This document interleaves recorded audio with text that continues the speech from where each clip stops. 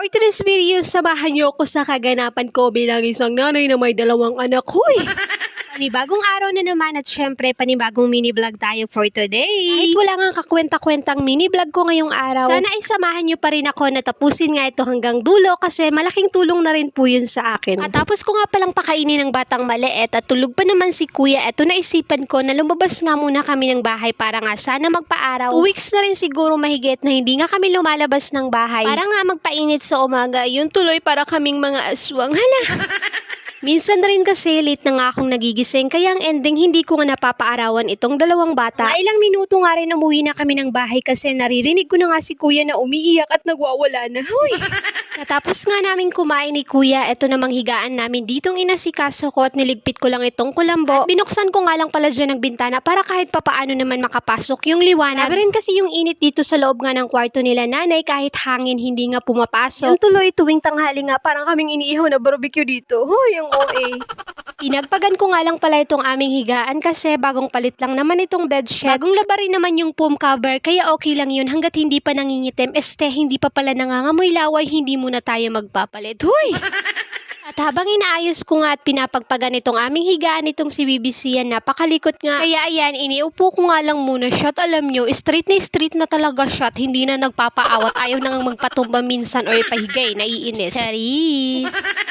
At ayan, tingnan nyo naman ang mukha. Minsan nakakagigil talaga, ang sarap kagatin at kurot-kurutin. Uy! Bakit kaya ganun no? Kapag baby, ang sarap amuyin tapos i-kiss. Pero kapag matanda, amoy asim. Huy! O siya, bago pa nga maiba yung usapan natin, mabalik na nga lang tayo dito sa ginagawa ko. Tapos ko nga palang maligpit at maayos nga sa higaan namin. Ito namang mga laruan na nakakalat nga ni kuya. Sunod ko nga rin iniligpit kasi alam nyo, araw-araw halos oras-oras, minuto nandito yun sa kwarto namin nakakalat.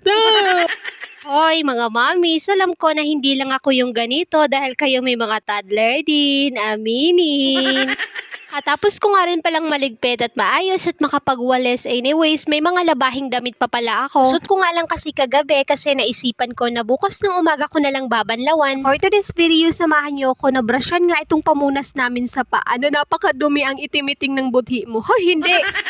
Sinama ko na nga rin pala yung pamunas namin sa paa kasi napakadumi na nga rin at napakaitim na rin. Tayo talagang mga nanay no, sa isang araw hindi lang talaga isang trabaho ang natatapos natin. Isang mahigpit na yakap para sa mga nanay. Hoy, ang OA!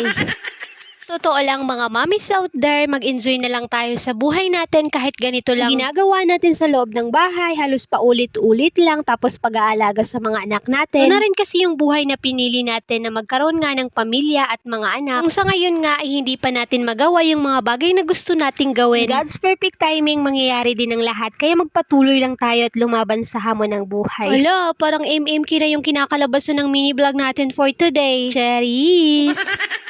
Papaiyak tuloy ako habang naglalaba. Hoy, ang OA. At kung nakaabot nga rin pala kayo hanggang dito sa paglalaba ko, maraming salamat po sa patuloy na pagsama. Kung nagustuhan nyo nga rin, don't forget to like, follow, and share this video. Thank you for watching.